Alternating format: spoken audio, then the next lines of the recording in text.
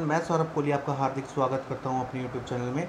आज हम चर्चा करेंगे क्लास 9th के लेटेस्ट सिलेबस के बारे में, जो 2022-2023 का लेटेस्ट सिलेबस है, जो डीओई दिल्ली ने हमें भेजा है सीबीएसई की तरफ से। और सामाजिक विज्ञान के विषय में इसमें क्या क्या इम्पोर्टेंट है, तो चलिए चर्चा करते हैं। तो सबसे पहले हम जान लेते हैं, हमारी एसएसटी में 4 बुक्स हैं: इतिहास, भूगोल, लोकतांत्रिक राजनीति, अर्थशास्त्र, जिसको 20-20 अंक के हिसाब से बांटा गया है और 20 नंबर हमारे आंतरिक मूल्यांकन के ऊपर भेज हैं, तो टोटल 100 नंबर हो जाएंगे। विषय वस्तु जो क्या है, पहले हिस्ट्री में से सबसे पहले फ्रांसीसी क्रांति। फ्रांसीसी क्रांति में हम देखें 18वीं सदी के उत्तरार्ध में फ्रांसीसी समाज, क्रांति की शुरुआत, स्थापना, महिलाओं की भूमिका, दास प्रथा और क्रांति और रोजाना की जिंदगी, ये इम्पोर्टेंट है। अध्याय 2 की बात करें, यूरोप में समाजवाद और रूसी क्रांति में सामाजिक परिवर्तन का युग, रूसी क्रांति, पेट्रोग्राड में फरवरी क्रांति, अक्टूबर के बाद का बदला, ये इम्पोर्टेंट है। मानचित्र की बात करें, मानचित्र कार्य सेकंड में इम्पोर्टेंट है। और पार्ट 3 नासीवाद और हिटलर का उदय, ये हिस्ट्री के चैप्टर हैं, जिसमें पूछा जाएगा हिटलर का उदय, वाइमर गणराज्य, नाजियों का विश्व दृष्टिकोण, आम जनता और मानवता के खिलाफ अपराध आदि। अब 3 चैप्टर तो आगे आपके हिस्ट्री से। अब भूगोल की बात करें, भूगोल में आपका भारत, आकार और स्थिति, जिसमें भारत और विश्व, पड़ोसी देश, स्थिति, आकार, ये सब चीज़ें इम्पोर्टेंट हैं। और चैप्टर 2 भारत का भौतिक स्वरूप, जिसमें भौगोलिक स्थितियाँ हैं, पर्वत, पठार, मैदान, तटीय मैदान, द्वीप समूह आदि, ये पूछे जाएंगे।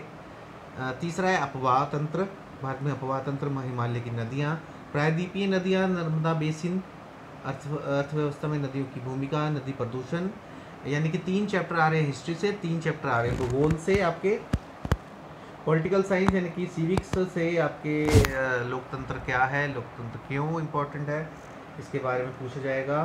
संविधान निर्माण, दक्षिण अफ्रीका में लोकतांत्रिक संविधान, भारतीय संविधान का निर्माण, बुनियादी मूल्य इनके क्या है, चुनावी राजनीति, चुनाव क्यों इम्पोर्टेंट है।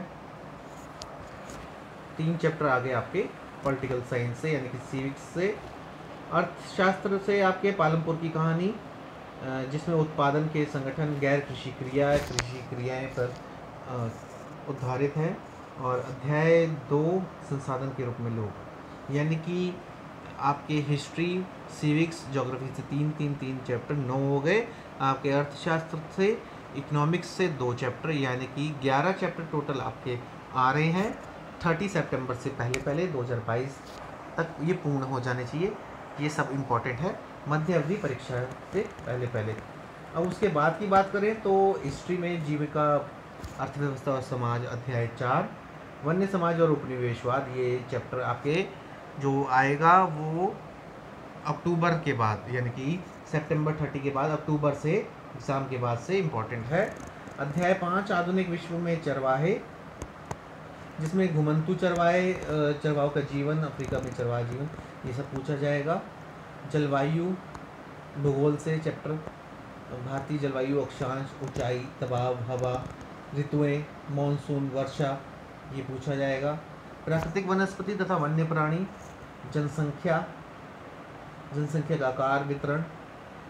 लोकतांत्रिक राजनीति से बात करें तो संस्थाओं का कामकाज, प्रमुख नीतिगत फैसले कैसे लिए जाते हैं, कार्यपालिका, न्यायपालिका, लोकतांत्रिक अधिकार, ये सब पूछे जाएंगे। अर्थशास्त्र में से निर्धनता एक चुनौती, असुरक्षित समूह, वैश्विक निर्धनता रोकने के उपाय, इसकी चुनौतियाँ, भारत में खाद्य सुरक्षा चैप्टर 4, पृष्ठभूमि, बफर स्टॉक क्या है, खाद्य सुरक्षा क्या है, सहकारी समितियाँ, इसके बारे में। वार्षिक परीक्षा 2023 तक ये पूर्ण हो जाना चाहिए, 31 जनवरी तक ये सारा सिलेबस। तो ये था आपके साथ पूरी जानकारी और परियोजना कार्य की चर्चा, किस तरह से परियोजना कार्य मूल्यांकन होगा।